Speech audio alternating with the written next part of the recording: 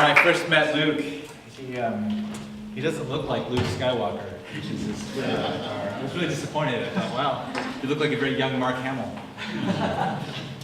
By the way, I was going to make this joke and then someone tweeted it, so I got to make sure I credit him. Where's Will Vincent?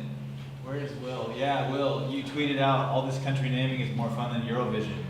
P.S. Never forget Sweden. I thought I was going to make that joke and you totally took it. I was going to say, we've got Drake. We're going to be tweeting, live tweeting. It's basically Eurovision. And if you don't know what Eurovision is, you're really missing out. Also, this is a really hot mic over here. And I'm just going to unplug this and plug it back in. And here we go. And I'm not going to stand next to that because that's really loud. So I'll stand over here next to you all, right? By the way, some of the British people in here are really loud. I've noticed, I've never heard so much cheering and emotion. I live in the UK, so it's really awkward to hear all that coming from you all. I mean, we've got some Americans in the room, and I expect that, and some Kiwis and some Aussies, but I just don't. Yeah, it's really. I'm not really ready for that. I'm only going on about 3 hours of sleep before. I forgot what day it is, but I'm here. I have no short-term memory anymore. Anybody a parent? Anybody parents in here? You know what I'm talking about? Like that first time, you think of something you have to do, and then 8 hours later you remember what it was you thought you were going to do. Yeah, you remember those days? Yeah, and then you add like a touch of colic in there. Yeah, really, really good times. I can tell you about nappies and multitasking and all that. But if you'd like to tweet, Diane made a sort of a call to action for people to get on Twitter. My name on Twitter is @Stoller. A lot of times people have misspelled it in the past. Can you hear me okay in the back, by the way? Okay. What's that? The mics are like ridiculously hot. Maybe we could turn the sound down just a tad bit. What happens when people tweet at me, though, is they almost always fall into the autocorrect trap, because autocorrect will change my last name to Stoller, which 25 days ago you couldn't do it, but now you could say Eric Stoller, and I might forgive you. A few years ago when I lived in Boston, someone did make an Eric Stoller Twitter account, and it's a buggy or a pram or a stroller, whatever you want to call it, and it says can't go up and down escalators on the profile. But really, if you've ever done the London Tube, people take prams on that thing all the time. It looks terrifying. I'm not sure I'm ready for that. Please tweet away. Now, I was thinking, I've been on the road quite a bit, even though I'm obviously on paternity leave as well, and I was thinking, what am I going to talk to you all about, getting digital as it relates to the first year experience? Well, my background is coming from the States. I have a master's degree in higher education administration. I used to be an academic advisor. The first year experience was obviously part and parcel to what I was doing, and then you tie in all the digital social media stuff, and then I decided to move to the UK, where I had to learn a whole new sector. And by the way, Birmingham City people, congratulations on your TEF Silver. It's like a new form of petrol, right? I filled the car up with TEF Silver. It has very, very, very few impurities. Hoping for gold next time. Thank you. Where's that? Where's my... Yeah, exactly. Not that those were gamed whatsoever with those written submissions, but if you don't know what TEF is, we'll talk about that later, perhaps with Brexit and some other things. Coming from the States, being an American living in the UK means that I'm in this sandwich of awful right now, because I'm a foreigner, which means Brexit's really exciting, and then I've got Trump over here, so I thought about claiming asylum, but I can't. So I'm just going to have to hop on an airplane and go somewhere. I'm not sure where exactly. But when I came to the UK, I had this consultancy based in the States, which was all about digital engagement. And I moved to the UK. My wife is a British citizen, and she's also an American citizen. And although her passport is still burgundy, it says European on the top there. We moved over. I'm just going to have a lot of little asides, little pokes at Brexit. You've got beer, so feel free to crack open it. Although it's Peaky Blinder beer, right, which means the cap of the bottle is probably lined with razor blades, so be careful.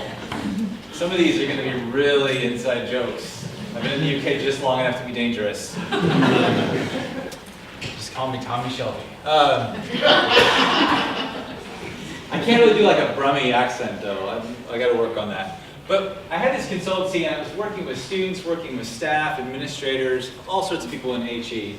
And it was all about teaching people how to use social media for anything related to the work that they were doing in higher education. And when I moved to the UK, I didn't know anyone. And I thought to myself, how am I going to get myself inserted into this sector when my entire consultancy is based around relationships and connection? And so, first thing I did, and I think this would have been maybe a little bit awkward a few years ago, but you get on Twitter and you just start connecting with people. And so all of a sudden you can say, you know what, I've been following you for a really long time. And a few years ago, that would have been creepy. In fact, some people over here give me body language that says, that's still creepy today. So I'm going to back up, I'll get out of your personal space. But you follow a bunch of people on Twitter, and then anybody work in career development at all in here, employability type things, a little bit, yeah-ish. You know that thing you're not supposed to do on LinkedIn? You know the rules about LinkedIn? Like if you don't know, like you're from Abu Dhabi, right? From UAE. And now we've introduced each other. We can connect on LinkedIn. Typically, that's the rule, right? You know someone. We know each other really well. Well, that's what I started doing when I got to the UK, except I didn't know anybody. So I just said, well, these titles look interesting. These Vice Chancellor, that sounds like a good title. I'm going to search for those people. I'm going to LinkedIn request those people. Because Vice anything in the US means you're not actually in charge. If you're vice president or vice chancellor in the US, you're not actually in charge. I thought, I'll go for the second base. Little did I know. I had no idea. And I started getting people, they'd message me back and they would say, do I know you? Have I worked with you? Is there any connection here? I said, no, you don't know me. But let me introduce myself, let me talk a little bit about what I do. And by using these channels, I was able to make a massive amount of connections with the sector, with people all over the country. And in a way that was accelerated and amplified, and I'm not sure what I would have done in the past. I probably would have had to talk to people face to face, which is excruciating. Really. No, it's not. I'm kidding. I have one tone, so it's hard sometimes for me. Before I forget, I should admit too that I write for InsideHigherEd.com. I write the Student Affairs and Technology blog for Inside Higher Ed. It's kind of like a Times Higher Ed, but a US version. And it gets really confusing for me though, because I'll write in sort of British English on my US blog, and I'll use words like whilst, or I'll spell favorite with a U, and then my US audience will get mad at me, and it's really, I just don't know what I'm doing anymore, because I'm sort of code switching constantly. Now, to get into getting digital for first year experience, I want to share a video that I think really illustrates the mindset that a lot of people have when it comes to social media. And I've shown this video a few times, some of you have already seen it. I think, in fact, there might be people in the room who, I was at a conference yesterday, and I was speaking. Are you here? Is there anybody who was at the conference yesterday in Teesside? Anybody from Staffordshire? Okay, I've been on the road quite a bit, so if you know the punchlines to anything, just ignore the jokes. So let me play this video. It is free. It connects you to the world and the people you love. You can chat with your family or share a meal with friends and watch cute little cats do unbelievable things. Look, she sticks her head out of the box. Look, she sticks her head out of the box. But there are times when social media can get in the way of the real world. Remember that? It's the thing that happens when you run out of battery. That's why I'm doing the Social Media Guard. It takes the social out of media and puts it back into your life. Let's see how it works.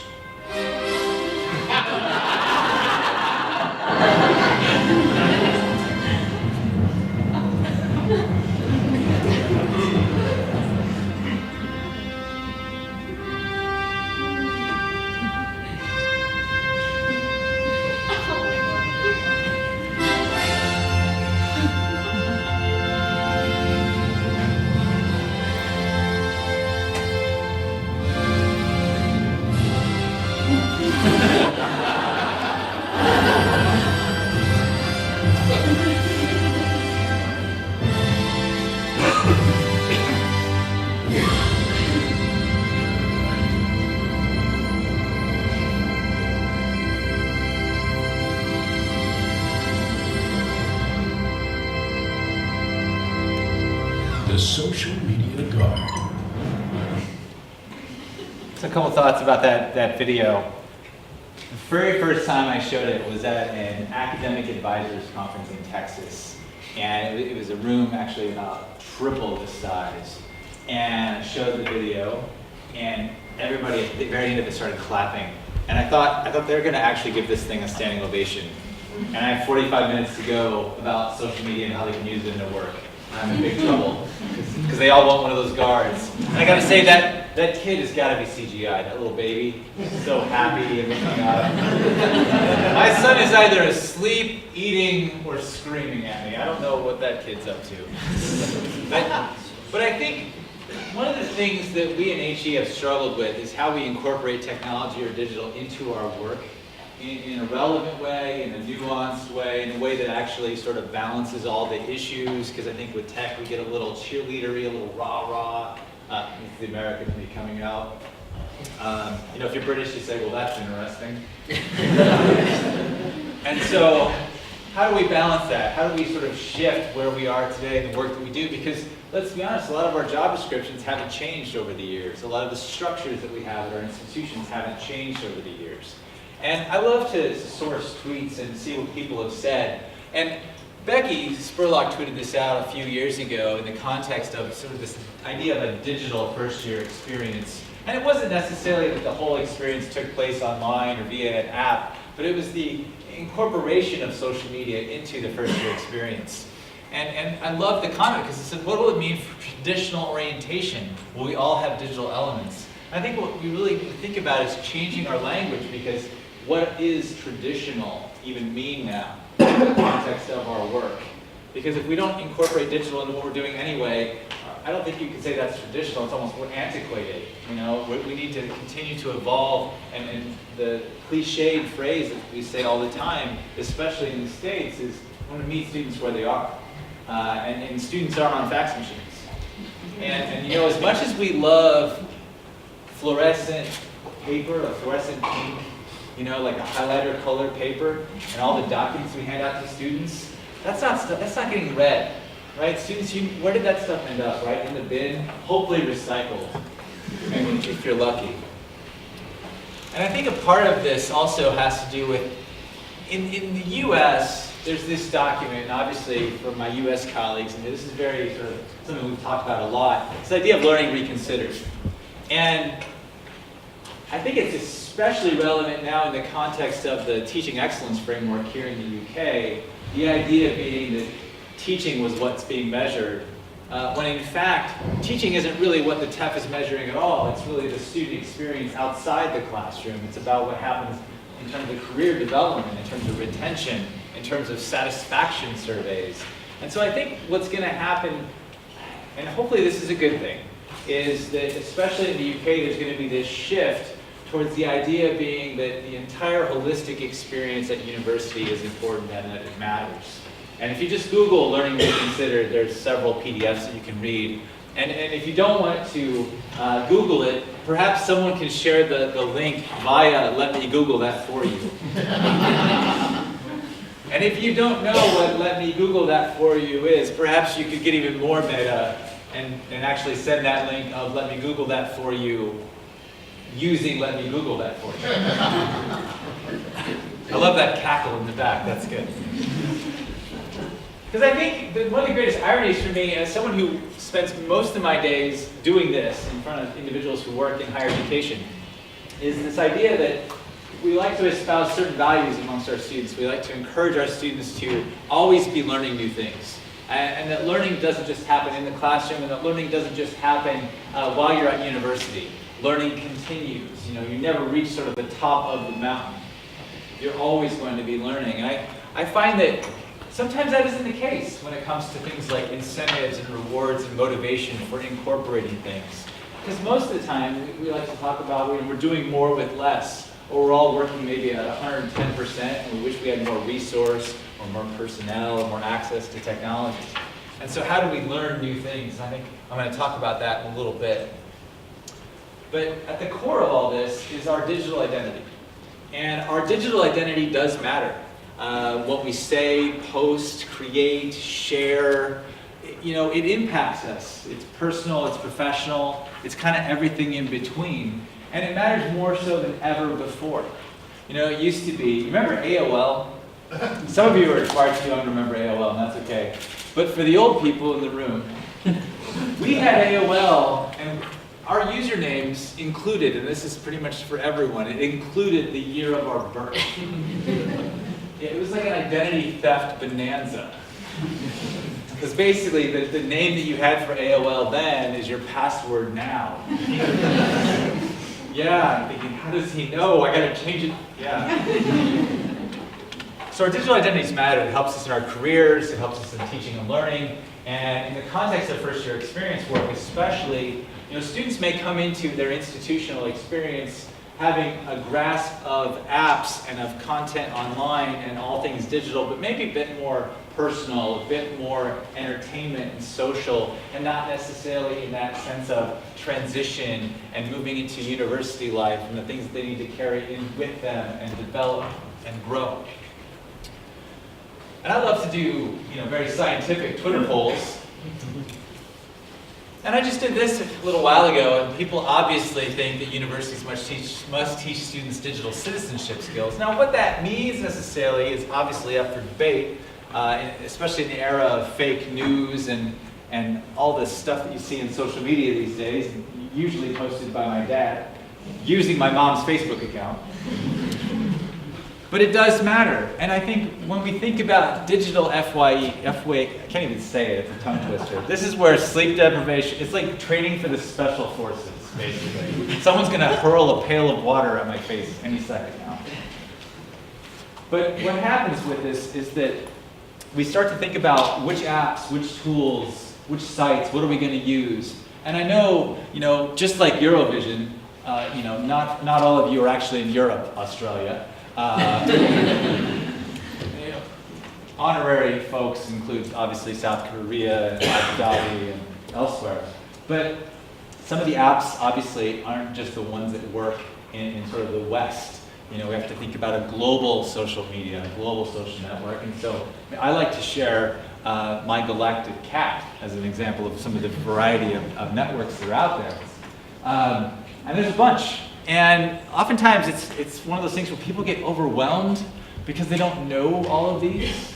I know, I apologize. Some of you have seen the Galactic Cat. You're hoping I revise it, maybe do like a nebula or something. I'll work on that.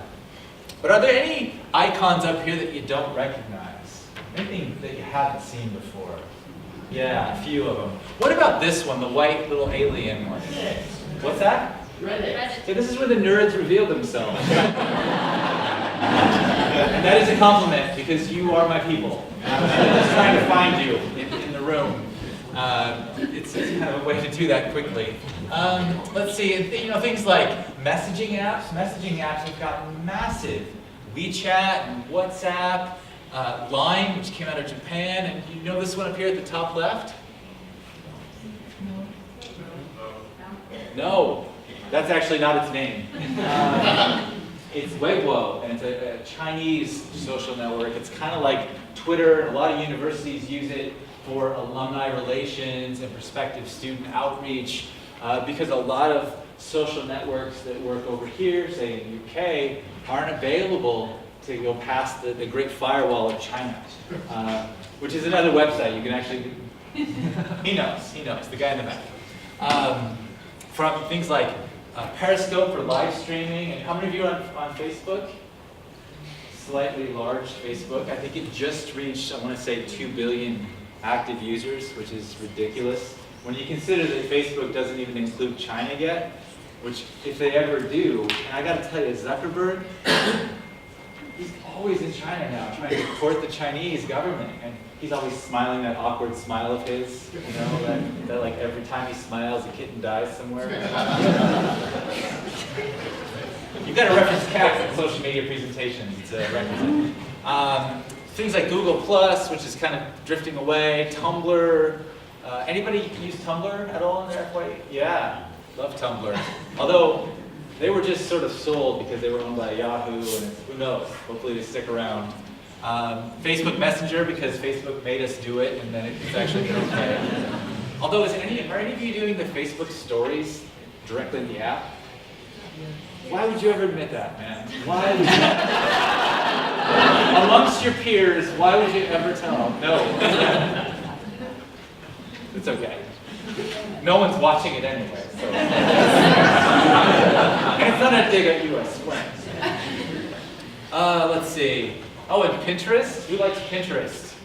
Yeah, the endless scroll. Yeah, and by the time you're done, you know how to make all the chocolate chip cookie varieties ever. And you've got all the sort of anchor tattoos that you may ever want to see. And then my favorite board, though, on Pinterest is the, someday when I get married, Pinterest board. Optimism. And then there's YouTube. And do you know what this one is? Musical.ly. Who said that? Nice. Usually what happens, because I didn't get a lot of other people saying Musical.ly, usually what happens is someone who has a 14, 15, or 16-year-old kid will say, I know it's not you, but they'll say, oh yeah, because my kid has Musical.ly and I make music videos with them. Musical.ly is one of those videos, kind of like Dub Smash, where you can basically lip sync a music video. And we think it's kind of silly and funny today. But you know what? A lot of the stuff that we use in our work, our core work now, back in the day was looked at as kind of silly or funny. And so who knows? Musical.ly might become a big thing. What about this one? Do you know what this one is? The red cup? And no, it has nothing to do with underage drinking or beer pong. Did someone say house party? Yeah, house party is about group video chat. By the way, congrats, you're the very first person to say that. There it is. Yeah, I wish I had a prize. There's a beer in your bag. Let's see, and then of course there's Snapchat, which I guarantee you there are a lot of you in the audience who have kept Snapchat off of your phone because you're afraid of it. Yeah, but then some of you use it all the time. Like how many of you use Snapchat every single day? Wow, yeah. Exactly, and if you go and you talk to your students, how many of your students are using Snapchat every single day? Yeah, it's going to become one of those things, I'm predicting that as a delivery mechanism, Snapchat holds a lot of potential for first-year experience work. Now, the numbers are just overwhelming though when you look at social networks. This is from April, so it's getting a little bit dated. I'm waiting for the next report, the next rollout. Because obviously Facebook is now at 2 billion.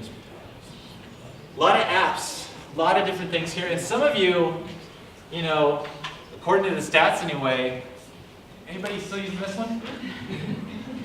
BlackBerry Messenger? If it's you, don't admit it. He's like, why are you picking on me? That's okay. One thing though to note in these conversations, because it's really fun to talk about the apps, and I'll get out of the way of your photos. I will share the slides later, so you can have the high-def glory of all this. Cats and whatnot. But one of the things that's important to consider to talk about too is the relationship with these companies. We're using them for their service, their functionality, but they're also in a sort of way using our students. They're using us. When the service is free, you are the product. And Facebook obviously owns WhatsApp. Messenger, they own Instagram. A lot of these companies are kind of coming together. So it's important to have those conversations too with students around privacy and data, and especially when you think about digital citizenship. One more stat here. This is some of the most used apps that are out there. WhatsApp, Facebook, WeChat, YouTube, Instagram, Facebook Messenger. This thing always is changing. I know sometimes this gives people the cold sweats because it's sort of how they keep up. Now, do some of you have all of these on your phone? Nice. That's like hitting for the cycle. It's like, congratulations. Now, I get asked a lot though, should we be on all these sites, on all these apps for our first year experience program, for the initiatives that we're trying to do? Because sometimes you think, well, if they're out there and people are on them, we should be on all of them. And the reality is it's impossible to be effective on all the channels all at once. And so it's best to pick a few that are really good. Try to pick a few channels that work really well for what you're doing in your office, your department, your area, and then set expectations with your students and say, these are the apps that we're going to be using. Because I think it happens a lot of times. People think, well, we don't want to have too many accounts. And sometimes, you ever feel any pressure from university marketing and communications? that you shouldn't have channels, or that they wouldn't have things vetted through them, and 12 months later you sent one tweet, it went through committee. Yeah, it's weird sometimes because you're going to be in this almost brand within a brand environment where you just get to just go out and do it. Go and do it. They trust you with email, they trust you with phones, they can trust you with house, right? Great example of the fact that there's this sort of distribution of lots and lots of different channels. Loughborough University. By the way, if you're American, you can't pronounce this initially. It takes practice. It looks like Loughborough. Because it's like Birmingham and Loughborough. Yeah, it doesn't. I've been here long enough now. You can't mess with me with all these, like, Southwark. Who decided in London that Southwark was going to be spelled Southwark? That's just not fair. But you can see with Loughborough, though, they basically say, here's the expectations, here's the channels we're going to use primarily with students. Snapchat, Instagram, Facebook, and Twitter. Now, this isn't a sort of set in stone list of accounts that they're going to use with students, but at least they're saying these are the accounts that we're going to use with students in the here and now. It's also important to talk about the digital divide. Not all students have devices, not all students have accounts. Not everyone is necessarily the same age. At an institution conference yesterday on learning and teaching that I was at, there was a student who said, hey, I think she was in her 50s or 60s, and she said, don't just assume that all students coming in are 18, 19, 20 years old. And that's something probably more so in the US, we would say, rather than in the UK, because the age cohort is still fairly, you can tell it's going to be 18, 19, 20-year-old as opposed to a little bit older, unless you're looking at maybe a postgrad student or PhD, or maybe someone going through something like the Open University or distance. But the fact of the matter is everyone matters. Now, I saw this image, I saw it on Pexels.com, and I thought I have to use it because it's a picture of a pig swimming in the Caribbean with a bird on top of it. And I tweeted out, what should I do with it? And vulnerability researcher and famous TED Talk speaker Brene Brown said, well, you should just use it. And so I thought, well, okay, shout out to Brene. She tweeted at me, which kind of made my day. But everyone does matter. So how do we use social media? How do we think about it, conceptualize it? Well, if you ask academics, they'll say, well, here's what we can use it for. Teaching and learning, professional development, research, or posting pictures of cats. And the truth of the matter is, it's all valid, it's all legit, because that's what it is. Social media throws away convention and hierarchy. It blends professional, it blends personal. It is a little bit of this, a little bit of that. It does include cats. And that's a struggle for people, right? And so, yeah, that's a cat. But people, they get really caught up on the whole blurring of things. Well, guess what? If you're caught up with it, with the blurring of it, think about your students as they transition from one part of their lives to another part of their lives, and what that means to them in terms of the blurring of things, and what that means for them in terms of their experience. And especially this idea of digital literacy and capability. I think first-year experience programs have not a mandate, not yet anyway, but perhaps an opportunity to be the keepers of a huge portion of all things around digital literacy and digital capability for universities, because no one else is really doing it. A lot of times it's embedded in curricula, it's embedded in courses. And here's the thing for my American friends in the room. A course in the US is a module in the UK, and a degree in the US, or a major in the US, is a course, which will just blow your mind when you start talking about things because you'll mess up constantly, like I used to do. But now I can pronounce Loughborough. Well, almost. It's close. It still needs a little bit of work. But one of the things, I can't emphasize this enough, is that staff need digital literacy and capability in order to teach it, in order to use it, in order to implement it into programs. Because, in your CV, where it says you have Excel skills, you're lying, all right? Maybe a few of you have Excel skills, but it's really not that, or access skills. People have to be really gutsy to say they have access skills.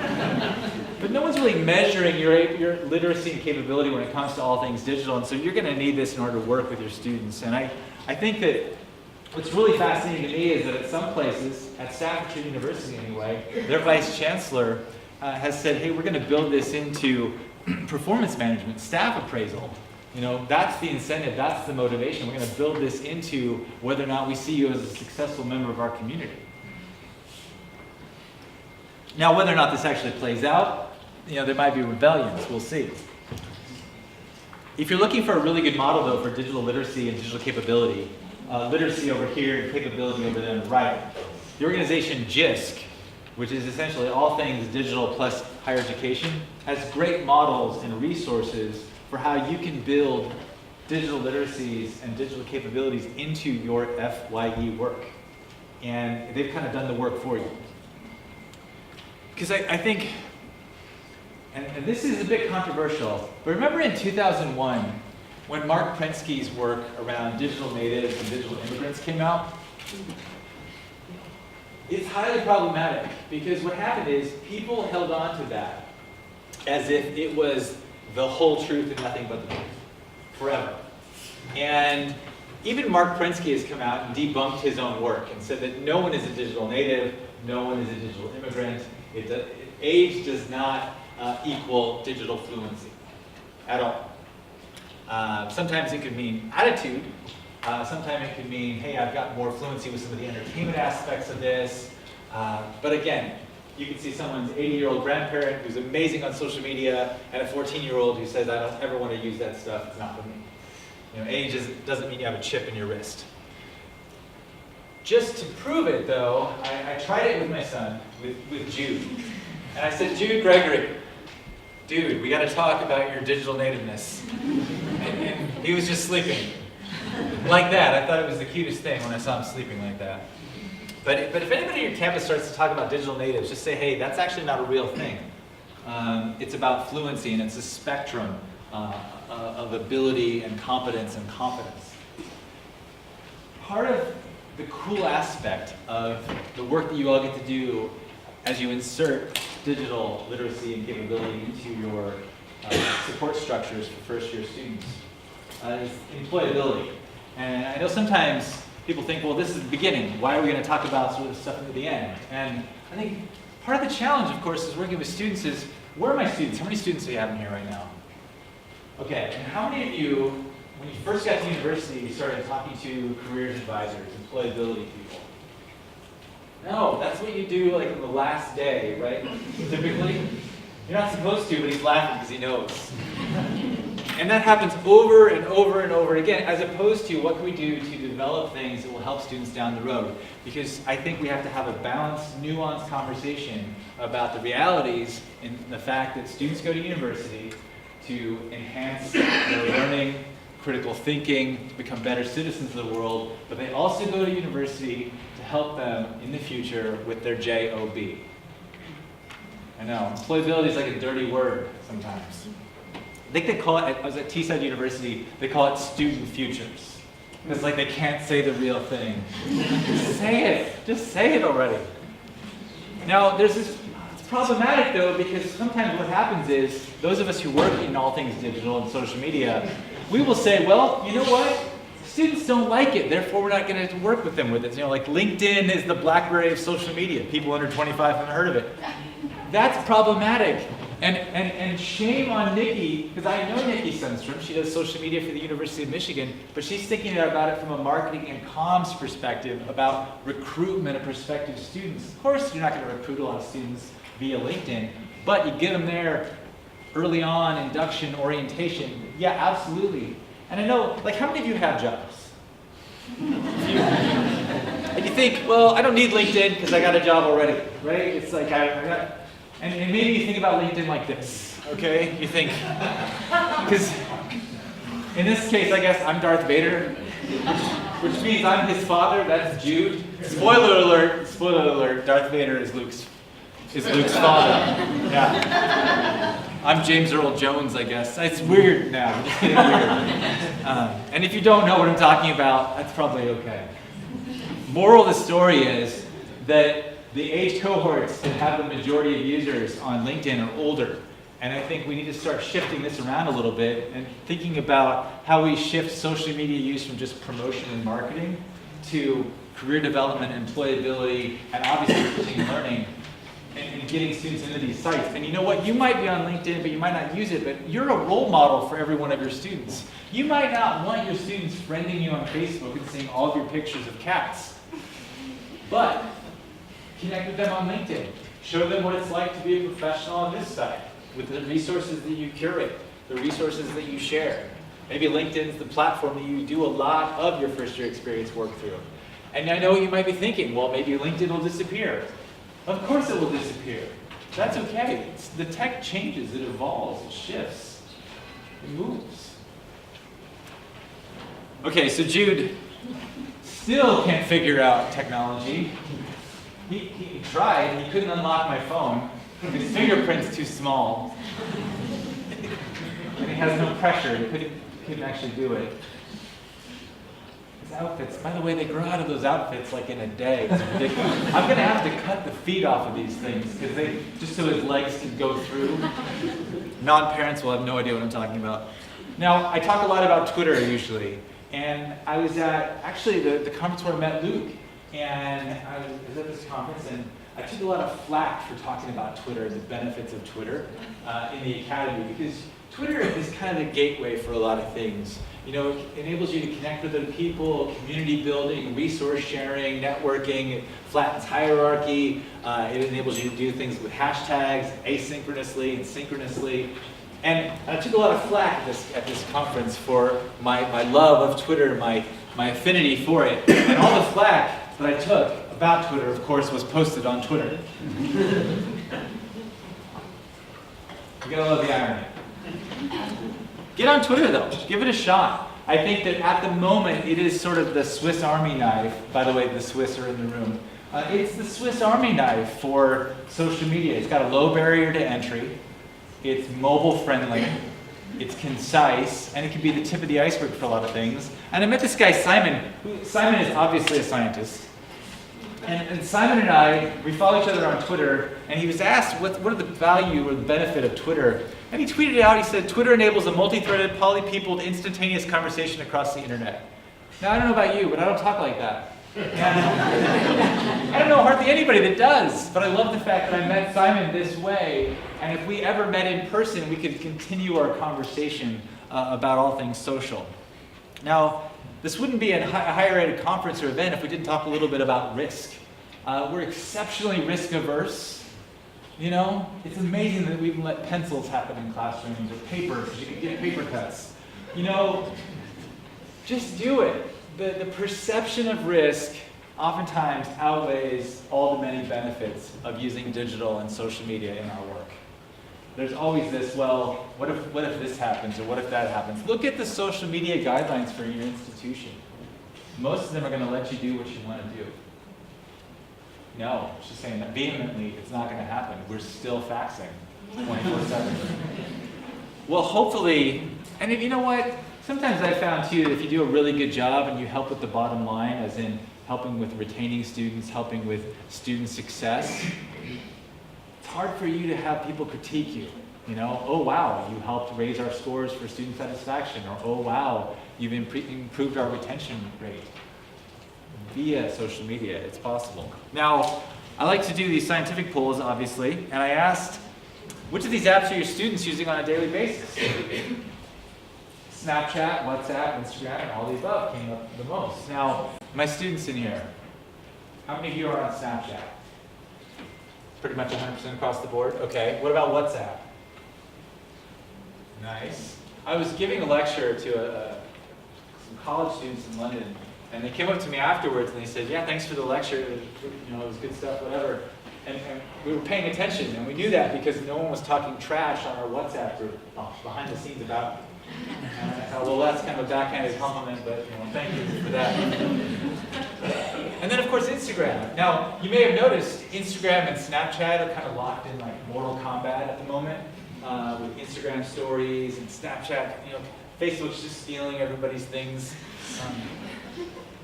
Did anybody try like the WhatsApp story thing? Yeah. No. Yeah, you did. Do you like it? I don't see the point of it, because I use Snapchat for my stories, and WhatsApp is more for just messaging. Yeah. I do use it once, don't really use it anymore. Can't be bothered. Well, because like, I'm currently a student, but I'm starting my job at the university. Well, at the Students' Union in next Monday. Congratulations. So, thank you. I like to engage with students, and I've got friends, and I mean around that I like to share stuff with. And I think I love Snapchat, but if it's too much, if I post the same thing on Snapchat, on Instagram, on WhatsApp, my friends get annoyed, like they see too much of it. So I think, yeah, if it's a repeating function, you don't really need it. Personal opinion. Yeah, no, there you have it. WhatsApp stories. Don't go there. By the way, it sounds like there's bells outside, but it's the usual caroling of the bells. But Instagram stories, obviously there's a lot of action there, of 150 plus million users. I think with Snapchat, there's still a lot of fear, especially, my friend Rosie tweeted this out. She was saying she was going to an event, but she didn't think she would use Snapchat. She didn't think like the older people would get it. The thing is, just try Snapchat. I mean, if you don't have Snapchat on your phone and you're afraid of it, think back to maybe that rhetoric, that dialogue that people were having around Facebook. Back in the States, it would have been in 2004, and then as we rolled out to other countries. Remember when people would say Facebook is only for university students? It's not going to be anything that we use for teaching and learning or academic programs or our student success programs. And now, people use it all the time.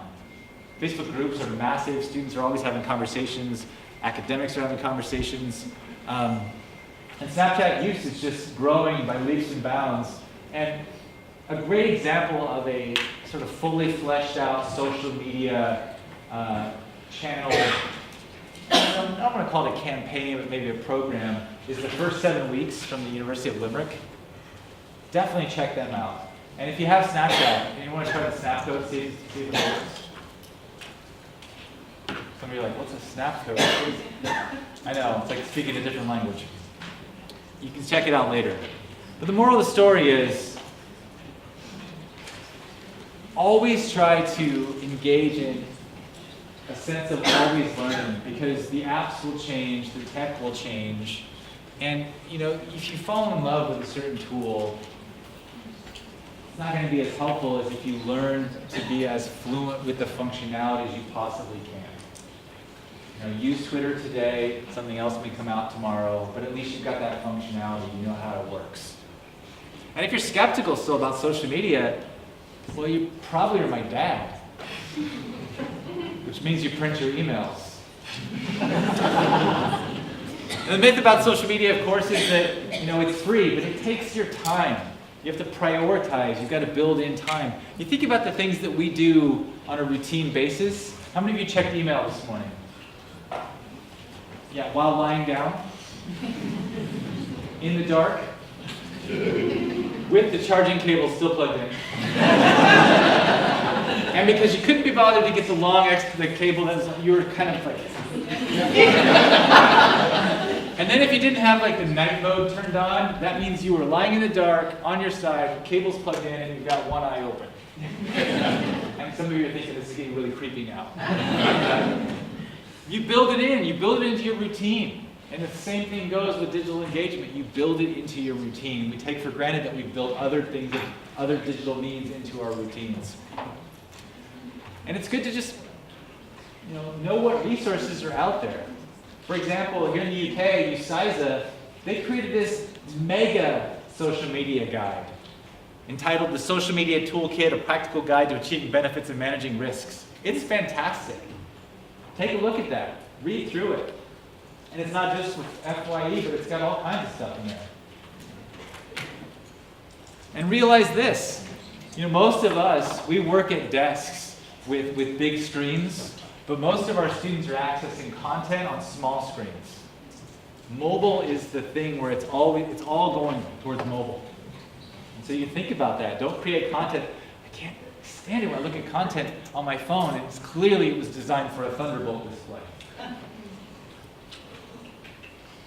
I asked my friend Sue Beckingham, what are you doing with WhatsApp? Because I think it's important also to follow people on social media to learn from them. Learn from your peers. Your peers can give you so much information. So when I asked Sue about what she's doing with WhatsApp, she said they're using it for planning and updates. well, that's cool.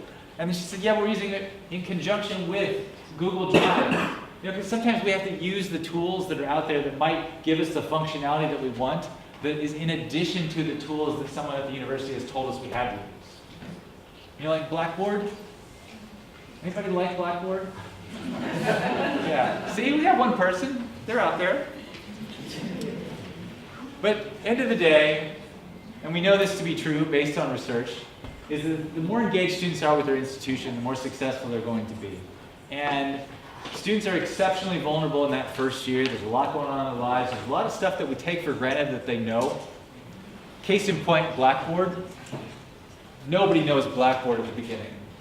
Okay? And some of you, if you say you're a Blackboard expert, you probably work for Blackboard. So think about that in the context of your work, picking the tools, aligning it with your mission, your plan, what you're trying to accomplish, and knowing that the more fluent you are with your social media channels yourselves, the easier it's going to be to align what you're trying to do with your students. So I think I have 30 seconds, because I'm Swiss German and time is very important to me. And the Swiss and the Germans in the room know that that's true. So thank you for your time.